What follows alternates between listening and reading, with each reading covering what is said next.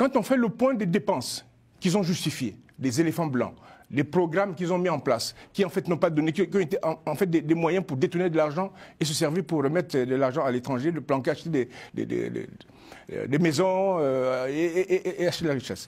Donc quand on fait le point de ces 20 ans, tenez-vous bien, il y a 133 000 milliards de francs CFA injustifiés. C'est-à-dire qu'ils ont expliqué, nous avons construit des barrages, nous avons construit des hôpitaux, encore qu'on peut revenir sur les hôpitaux, parce que tout récemment, il est allé dans la Bouenza, un des départements du Congo, où il a constaté que les 12 hôpitaux qu'il avait programmés depuis 2017, je crois, 2014 pour 2017, pour 3 ans, la plupart des hôpitaux sont dans la brousse. Il le dit lui-même, il constate. Mais quand un chef d'État constate que les hôpitaux sont dans la brousse, abandonnés, qu'est-ce qu'il fait? Il rentre, il rigole avec ses gars, avec ses ministres, il va s'asseoir, il continue à manger.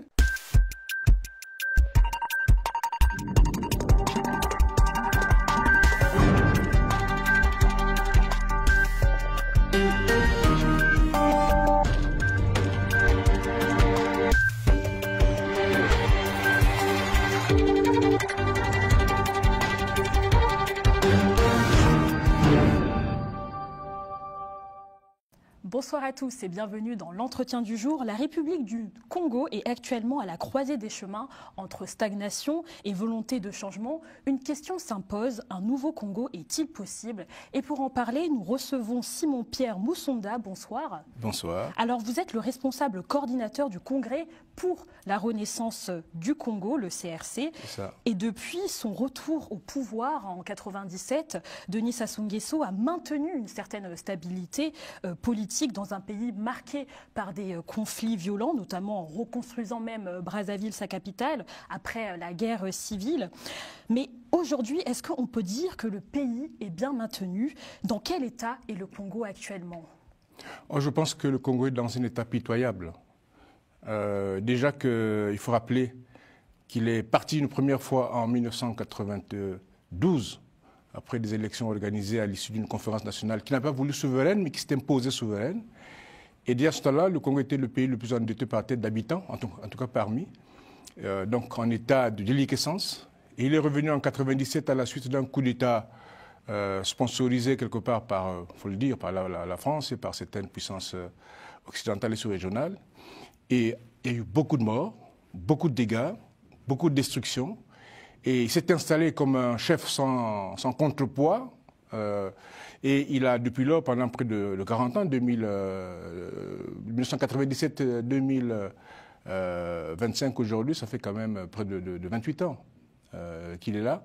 Et il fait ce qu'il veut, mais le pays est vraiment en déliquescence sur le plan social, sur le plan politique, sur le plan économique, sur le plan de l'énergie.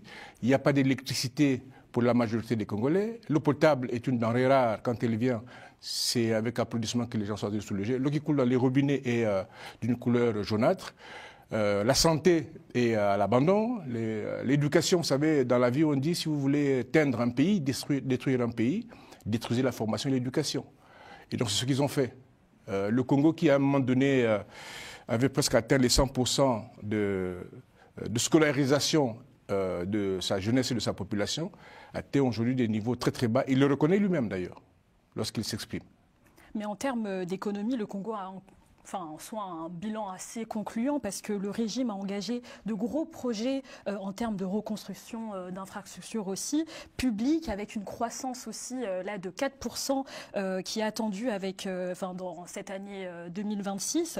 Et même en soi, dans le secteur pétrolier, il y a une forte croissance qui augmente. Vous ne pensez pas que cela démontre justement une bonne gestion sur le plan économique en tout cas? En tout cas, le Congo vit de chasse et de cueillette. L'économie est une économie de chasse et de cueillette. C'est-à-dire qu'on récolte le pétrole qui est vendu avec des réseaux mafieux. Les ressources sont planquées dans des paradis fiscaux. Le dernier cas en date, vous avez suivi à Paris l'interpellation de son épouse, qui a d'ailleurs expliqué en partie, enfin selon lui, le fait qu'il ait reporté son déplacement sur Paris.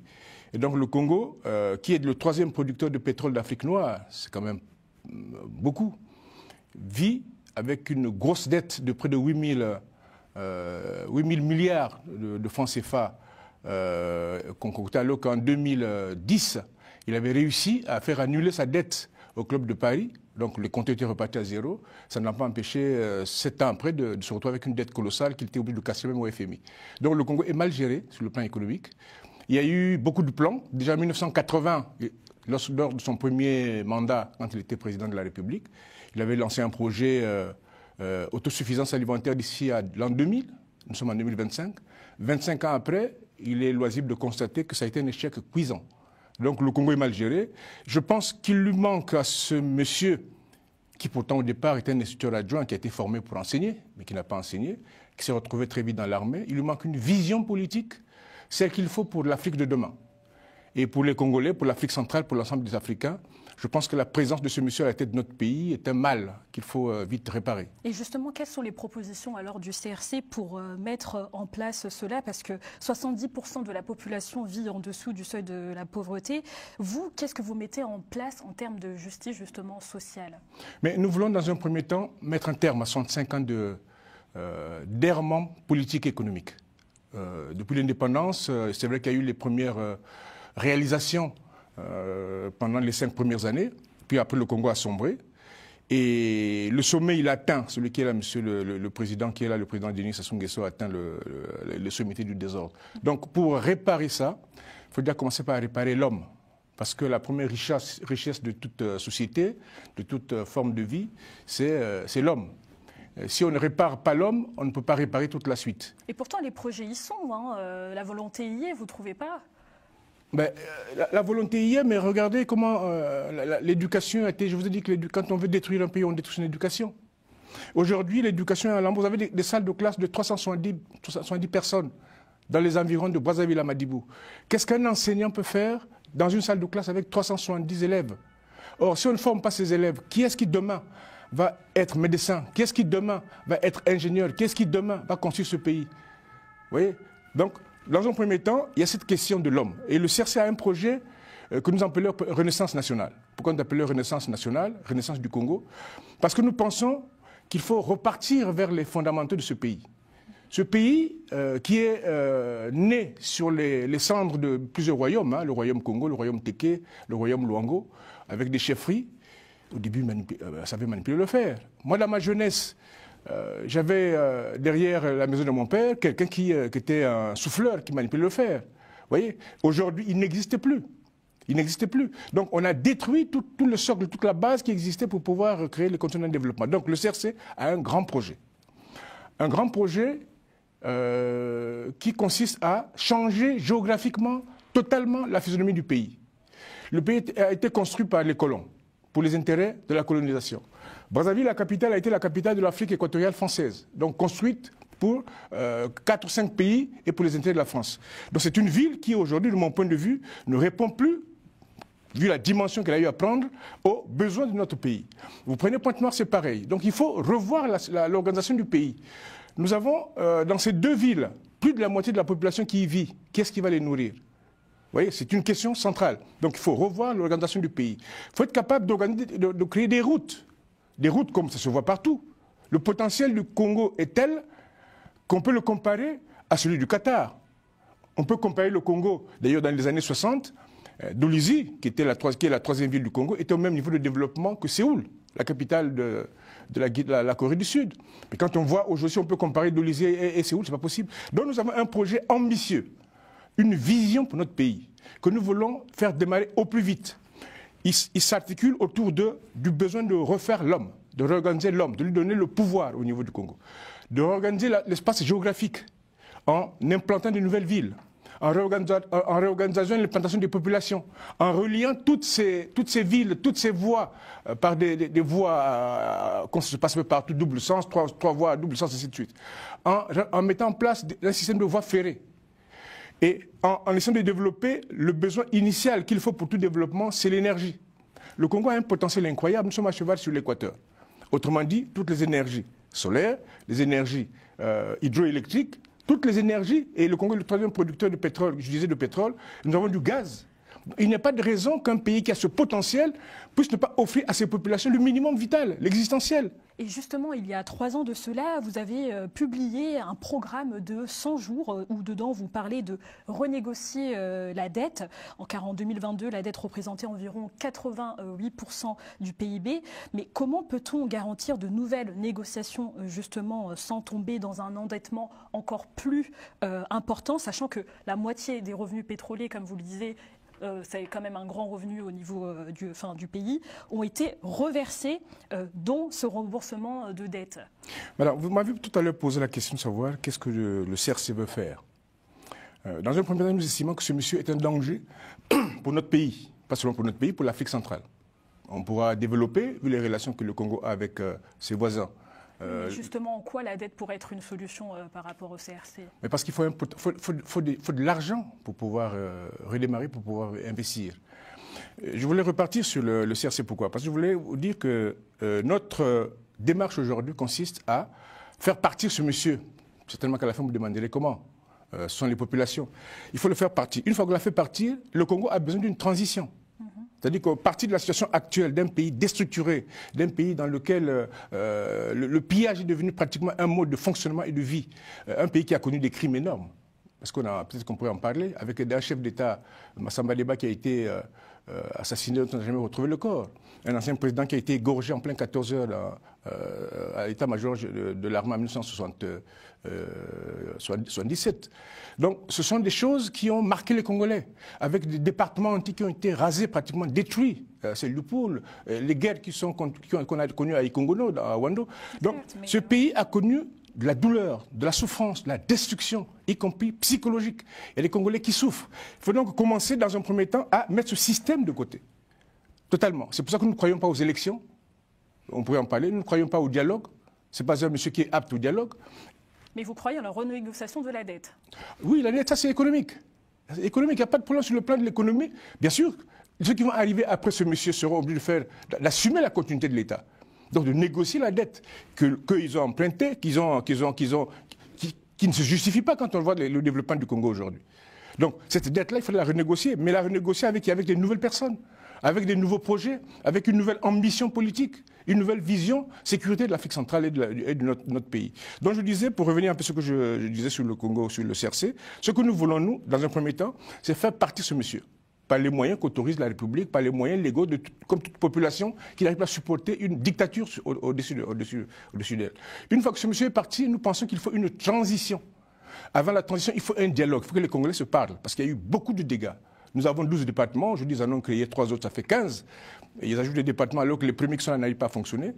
Et dans les 12 départements, il faut bien que les Congolais s'asseyent, discutent, se rendent compte qu'il y a eu une période difficile, une période où pratiquement on a revécu les moments de la colonisation avec des Congolais à la tête de ce pays.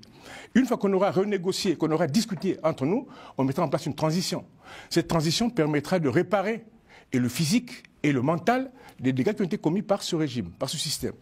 Et une fois qu'on a fait tout ça, le Congo repartira, mais avec le projet que nous sommes en train de vous présenter, le projet sur la renaissance de notre pays. Et ce projet, bien sûr, il faudra prendre en ligne de compte tout ce qui a été fait. Le Congo a une dette aujourd'hui qui est estimée à près de 8 000 milliards de francs CFA. C'est énorme. Il y a eu une dette qui a été cachée, bien sûr, qui a été cachée au FMI et qui finalement a pu être mise à découvert. Je vais vous dire une chose, je fais une révélation. Nous avons des économistes au sein du CRC qui ont fait une évaluation de ce que le Congo a reçu et des dépenses qui ont été faites de 2002 à 2022, en 20 ans. Quand on fait le point des dépenses qu'ils ont justifiées, des éléphants blancs, les programmes qu'ils ont mis en place, qui en fait n'ont pas donné, qui ont été en fait des moyens pour détourner de l'argent et se servir pour remettre de l'argent à l'étranger, de planquer, acheter des maisons et acheter de la richesse. Donc quand on fait le point de ces 20 ans, tenez-vous bien, il y a 133 000 milliards de francs CFA injustifiés. C'est-à-dire qu'ils ont expliqué, nous avons construit des barrages, nous avons construit des hôpitaux, encore qu'on peut revenir sur les hôpitaux, parce que tout récemment, il est allé dans la Bouenza, un des départements du Congo, où il a constaté que les 12 hôpitaux qu'il avait programmés depuis 2017, je crois, 2014 pour 2017, pour 3 ans, la plupart des hôpitaux sont dans la brousse. Il le dit lui-même, il constate. Mais quand un chef d'État constate que les hôpitaux sont dans la brousse, abandonné. Qu'est-ce qu'il fait? Il rentre, il rigole avec ses gars, avec ses ministres, il va s'asseoir, il continue à manger. Et c'est ce qui coince justement la corruption et compte tenu justement des allégations de mauvaise gouvernance ou de mauvaise gestion, comment rétablir justement la confiance en soi des partenaires, que ce soit locaux et privés au Congo, mais bien même à l'international, au niveau des États-Unis, vous le savez très bien aujourd'hui, comment les taxes et les tarifs douanières augmentent. Comment justement réinstaurer cette confiance-là? Il n'y aura pas de changement, y compris avec nos partenaires, si c'est avec cela. Ils ont le pillage, le vol dans l'ADN. Ils ont une vision obscurantiste de la société. Ils ont une approche, alors je n'ai pas envie d'utiliser des mots qui peuvent gêner, mais presque primitive de la gestion de l'État et des hommes. Ils ne sont pas aptes aujourd'hui à assumer les responsabilités au niveau de notre pays. Négocier et renégocier la dette, renégocier avec la Chine, parce que la plus grosse dette du Congo est entre les mains de la Chine. Renégocier avec le FMI, la Banque mondiale, sous-entend que vous ayez des partenaires capables de garantir qu'il y aura un changement dans la gestion du pays. Oui, la garantie, alors que justement il y a de mauvaises gouvernances. Mais justement, c'est pour ça que nous parlons de les remplacer. Il faut arrêter ce système qui est un système extrêmement dangereux. Et pour l'arrêter, il n'y a pas une autre démarche que de mettre les populations, d'impliquer les populations dans cette démarche. Et justement, vous parlez de remplacement, mais on le remplace par qui, justement, l'actuel président, sachant que tous les Congolais ont connu que lui. Oh, c'est une erreur. La jeunesse, en tout cas. Oui, il y en a qui sont nés, comme je vous disais, de votre génération qui sont nés, il était le président, il est président depuis 1979. Il a été battu aux élections en 1992. Il est revenu en 1997 et depuis 1997 jusqu'à aujourd'hui, il est président de la République. Donc il y en a qui ne connaissent que lui. Mais il faut changer. Il y a aujourd'hui des jeunes sur le territoire qui se battent, qui expriment leur volonté, qui expriment. On ne les met pas assez en avant. Mais peut-être que c'est l'occasion de vous dire, de les appeler, de les inviter à vos émissions pour qu'ils puissent s'exprimer, qu'ils montrent qu'au niveau du Congo, il y a de l'alternative de toutes les générations. De toutes les générations. Et qu'il faut qu'on arrête le plus vite possible. On reviendra peut-être sur la sécurité sous-régionale, mais rien que sur l'économie de ce pays, si on n'arrête pas ce monsieur, ils vont continuer à s'endetter, à dépenser de l'argent. Vous savez combien gagne un ministre, le Premier ministre congolais? Il gagne 21 millions de francs CFA. Le président Macron gagne près de 16 millions de francs CFA. Et les ministres gagnent près de 11 à 12 millions de francs CFA. Qu'est-ce qu'ils font avec? Et ça, c'est de l'argent. Et ce n'est pas de l'argent qui passe par la banque, c'est de l'argent qu'ils vont prendre à la source, au trésor. Donc il n'est pas imposable. Donc un système comme ça qui a été mis en place, il faut qu'on l'arrête. Il n'y a pas d'alternative. Et on ne veut pas l'arrêter parce qu'on est méchant, parce qu'on ne veut pas de non. On doit les arrêter parce qu'ils compromettent la vie de ce pays, la génération qui arrive. Et c'est assez difficile de les arrêter parce que là, à l'approche donc de ces élections de 2026, Jean-Marie Michel Mokoko, ancien chef d'état-major et candidat à l'élection présidentielle dernièrement, est l'une des figures emblématiques de l'opposition qui a été justement emprisonnée sous le régime actuel. Comment envisagez-vous un changement réel dans ce contexte-là où c'est assez difficile de se mettre en avant dans l'opposition ? Je peux vous dire qu'au Congo, il ne manque pas de ressources humaines, des hommes capables et des femmes capables de relever le défi. Il ne manque pas des gens. Jean-Marie Michel Mokoko, le général, qui est mon ancien école d'enfant taupe, avec lesquels nous avons travaillé sur ces questions. Et je peux vous dire que même sur le territoire, en 2016, nous avons eu l'occasion d'entrer discrètement pour essayer de l'aider à faire changer les choses. Ça ne s'est pas passé comme souhaité, pour des raisons que nous savons, qu'on peut analyser, et qui d'ailleurs nous amènent à corriger, si seulement il y a une démarche à mettre en place aujourd'hui, parce que dans toute forme de vie, il y a les rapports de force. Même dans la vie animale et végétale, les rapports de force. Et si on ne les gère pas bien, et c'est ceux sur lesquels ils essaient de surfer au niveau de Brazzaville, avec une armée tribale, avec une armée nationale qui a été totalement démobilisée, détruite, et donc ils essaient de surfer sur les rapports de force. Donc il y a aujourd'hui des jeunes, des vieux, des femmes capables de relever le défi de ce pays.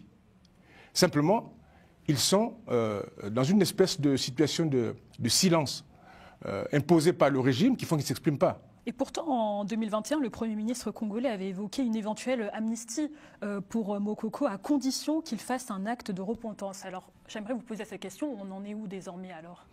Il n'y aura pas d'amnistie. Demandez au général Mokoko parce que ce qu'il voulait, c'est demander pardon. Demander pardon, ça veut dire que vous acceptez ce qui s'est passé, ce que vous reproche. Or, à ce que je sache, le général Mokoko n'a pas posé un acte grave qui peut expliquer qu'il soit aujourd'hui en prison pendant toute cette période, de 2016 à aujourd'hui. Mais je peux vous dire que par le passé, l'ancien président, celui qui l'a précédé quand le président Marien Ngouabi a été égorgé à Brazzaville, l'ancien président Yombi Opango a été gardé 11 ans en prison par ce même monsieur. Donc, pour le général Mokoko, si nous ne nous battons pas pour enlever ce monsieur, pour renverser ce système, c'est sûr qu'il mourra en prison. Et vous souhaitez justement toujours qu'il faut libérer tous les prisonniers et activistes politiques avec un retour des exilés pour justement une élection un peu plus apaisée? Et je disais tout à l'heure que nous ne croyons pas des élections. Voilà. Si nous allons aux élections avec lui, ça va se passer à... Et si dans la mesure où il amnistiait et libérait les prisonniers? Il ne le fera pas. Parce qu'il sait que c'est dangereux, il ne le fera pas. Il l'aurait fait. Un chef d'État, un père de famille logique, aurait pu depuis longtemps amnistier, laisser sortir ces prisonniers qui n'ont rien fait. Je parle ici du général Jean-Marie Michel Mokoko, je parle de M. André Okomi Salissa, mais je parle de beaucoup d'autres dans ce pays. Il ne le fera pas, parce que c'est très bien que s'il le fait, il crée les conditions éventuellement de renversement de rapport de force. Et comme il ne le fera pas, il n'y a pas d'alternative pour les populations congolaises que de s'organiser, de se dresser et de créer les conditions pour renverser ce régime qui est un régime extrêmement dangereux pour notre pays et pour la sous-région. Et le CRC évoque beaucoup, excusez-moi, vous pouvez continuer votre... Voilà. Et c'est ce sur quoi travaille le CRC. Nous sommes organisés en commission, nous sommes organisés en réseau, y compris sur le territoire, nous sommes organisés en réseau diplomatique extérieur pour créer les conditions d'un changement, mais d'un changement positif et profond. Il n'y aura pas de départ d'un nouveau Congo, il n'y a pas un changement profond. Tout à l'heure, nous parlions de corruption, nous parlons de dette, nous parlons des éléphants blancs qu'il a mis en place, nous parlons des hôpitaux qui en réalité n'existent pas. Nous parlons d'un pays qui n'a pas d'électricité, nous parlons d'un pays qui n'a pas d'eau potable, nous parlons d'un pays où la santé est abandonnée, où les étudiants ont pratiquement presque 40-50 mois de retard de bourse. Nous avons des retraités et des gens qui travaillent dans les conseils municipaux qui ont 60 mois d'arriérés de salaire. Dans un pays pareil, quel espoir on peut avoir avec un régime de ce genre? Donc il n'y a qu'une seule solution, madame, c'est créer les conditions pour le remplacer avec son système, créer les conditions pour que les Congolais se parlent, parce qu'il faut qu'ils se parlent. Les blessures sont trop grandes. On a un chef d'État qu'on n'a pas retrouvé, Massamba Deba. On a un chef d'État qui a été égorgé, Marien Ngouabi. On a un cardinal qui a été tué sauvagement, le cardinal Émile Bayenda. On a des départements antiques qui ont été rasés, des enfants qui n'ont jamais été à l'école, des milices qui sont nées un peu partout. Comment on peut sortir de cet État vers un État démocratique paisible, sans se parler, sans discuter, sans échanger, et créer les conditions pour que les Congolais se disent, maintenant on tourne cette page de plus de 60 ans de désordre pour aller vers l'avenir, vers la renaissance, c'est ce que nous avons appelé la renaissance du Congo. Renaître, ça veut dire qu'on est mort, que le Congo est mort aujourd'hui, et nous voulons que ce Congo renaisse. Et nous avons ce projet qu'on appelait Renaissance du Congo, qui est un projet gigantesque, que nous avons chiffré à près de 100 000 milliards de francs CFA. Tout à l'heure, je vous disais qu'ils ont détourné 133 000 milliards de francs CFA en 10 ans, plutôt en 20 ans. Vous voyez bien que ce n'est pas hors de portée du Congo. Et le Congo a le potentiel du Qatar, quand on regarde. Le Qatar, c'est un pays qui, au début, c'était un pays de bédouins. Les vendeurs et ce pays a réussi, avec le pétrole, avec la bonne gestion, à monter à un niveau, aujourd'hui, on le respecte. Vous avez des dragons d'Asie. Vous avez le Vietnam. Le Vietnam a été une colonie française aussi, à un moment donné, qui a vécu la guerre, qui sont développés. Donc l'Afrique a besoin, je parle de l'Afrique parce qu'en réalité c'est un problème global. Tout à l'heure on parlait de la négociation des dettes. On voit aujourd'hui comment la Chine et les États-Unis sont en train de se disputer autour des droits de douane, et ainsi de suite. Mais l'Afrique n'a même pas commencé à poser les questions de développement, d'industrialisation. Dans notre pays, on a fabriqué des bateaux. Il y avait une usine qu'on appelait Chakona. C'est-à-dire que l'industrie, je ne parle même pas de l'industrie de nos royaumes, le royaume Congo, le royaume Téké, le royaume Luango. Mais dans les années 70-80, nous avons connu des bases de développement, des barrages. Le barrage de Sunda qui n'a jamais été construit d'ailleurs. Chakona, je pense cela parce qu'on a fabriqué des bateaux qui ont permis de naviguer sur nos fleuves, parce que c'est des voies de communication. Tout a été détruit. Le chemin de fer est détruit aujourd'hui. Les compagnies aériennes sont par terre. Qu'est-ce qu'ils ont fait des milliards qu'ils ont reçus, si ce n'est les planquer dans les paradis fiscaux, dans les bas de laine? Oui. Et justement, parce qu'on arrive bientôt vers la fin de l'émission, vous-même, vous avez été contraint à cet exil-là avec d'autres officiers supérieurs après avoir dénoncé justement le régime que vous avez vous-même servi. Comment vous envisagez, vous, la réintégration ou bien même la reconnaissance nationale de ces officiers toujours dans ce processus justement de réconciliation nationale? Bon, déjà, je ne l'ai pas servi comme tel, parce que je peux vous dire que depuis... Au niveau des forces armées congolaises. Oui, mais c'était pas. Il y avait un chef d'État, c'est tout. Mais je ne peux pas dire que j'ai servi. Pour preuve, nous sommes retrouvés à des réunions où, face à lui, je lui ai dit clairement que je n'étais pas dans son armée. Bon, mais ça, c'est des parenthèses qu'on peut refermer. Il y a un gros problème aujourd'hui. C'est les problèmes de la sécurité. Le premier besoin de toute forme de vie, je vous l'ai dit au début, c'est la sécurité. Sans sécurité, on ne peut rien faire. Or, aujourd'hui, le système de sécurité a été dévoyé.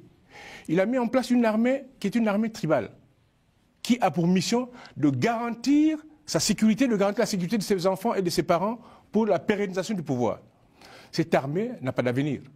Ces officiers qu'il a embrigadés, qu'il utilise aujourd'hui pour des besoins personnels, je crains qu'il n'ait pas d'avenir. Donc se posera demain la question de savoir quelle armée, mais il faudra la refaire, il faut la réorganiser. Il faut que les frères d'armes s'asseyent, se rendent compte qu'on ne peut pas continuer. Et une armée qui n'est pas soutenue par son peuple, elle ne va nulle part. Et dernier mot pour la fin, quelle est justement votre vision pour un nouveau Congo? Vous savez, je vais commencer par vous dire qu'il y en a qui vont à la Lune aujourd'hui. Les Européens vont à la Lune, les Russes vont à la Lune, les Chinois vont à la Lune, les Américains vont à la Lune, les Européens vont à la Lune. Les Congolais ne savent même pas fabriquer encore la nivaquine. Je parle du Congo, je ne parle pas de l'Afrique. La terre se réchauffe. Et je me suis amusé à faire rire des jeunes en discutant. Il n'est pas impossible que dans quelques siècles, dans quelques années, que tout le monde s'en aille à la Lune. Et qu'on laisse les Africains sur Terre, sur une terre chauffée. Pourquoi? Parce qu'on n'aura pas su nous mettre à la dimension du monde aujourd'hui. Donc il faut qu'on commence à réfléchir sur l'avenir de ce continent. Ce continent, dans la gestion actuelle des rapports de force, ne peut pas se développer avec des micro-États. C'est peut-être l'autre volet qu'on aurait pu développer, celui du panafricanisme. Il faut que les États africains se mettent ensemble. Les questions de sécurité en Afrique centrale, la RDC, on n'en a pas parlé. À l'est de la RDC se déroule un drame, un crime, quelque chose d'inacceptable. Des millions de gens qui sont tués, des femmes violées. Parce qu'il y a un pays qui agresse la RDC, qui est le Rwanda. Parce que ce pays qui agresse le Rwanda, le pays qui agresse la RDC, a signé des accords de sécurité chez nous, qui peuvent amener les Rwandais à venir au Congo-Brazzaville, manœuvrer éventuellement contre la RDC. Vous voyez qu'en Afrique centrale, il va se passer des problèmes graves. Il faut donc que nos frères d'armes qui sont sur le territoire, ceux qui commandent l'armée aujourd'hui, se rendent compte qu'il y a urgence à passer à autre chose, à tendre la main les uns aux autres pour qu'on puisse discuter, qu'on regarde ensemble comment tourner la page de toute cette période, de ces décennies de désordre. Sinon, le Congo s'enfoncera, il y aura du désordre. Merci beaucoup, Simon-Pierre Moussanda, coordinateur du Congrès pour la renaissance du Congo. C'est moi qui vous remercie. Merci à vous, très chers téléspectateurs. On se retrouve très prochainement sur Global Africa Télé Sud pour un prochain entretien du jour.